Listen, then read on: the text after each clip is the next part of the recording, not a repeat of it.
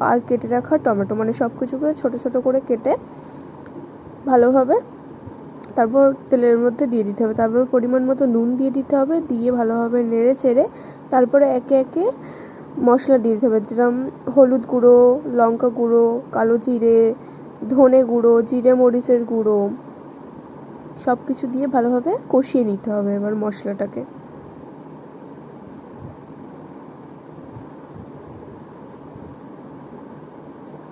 এবারে আমি করে রেখেছিলাম চিংড়ি মাছ, বড় বড় চিংড়ি মাছটাকে প্রথমে ভেজেছিলাম, ভেজে নিয়ে তারপরে এবারে ছোট ছোট করে কেটে নিয়েছি, মানে আমার শেপ অনুযায়ী।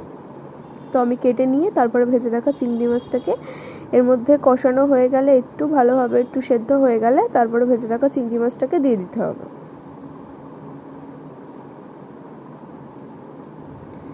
তারপরে এবারে ভালোভাবে সব সমেত ভালোভাবে কষিয়ে নিতে হবে, নিয়ে একটু জল দিতে হবে।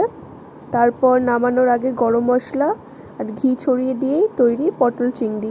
একবার ট্রাই করতে পারেন, খুবই টেস্টি। আমি এটা দিয়েই শুধু ভাত খেয়েছি, এতটা টেস্টি হয়েছে, আপনারা ট্রাই করতে পারেন।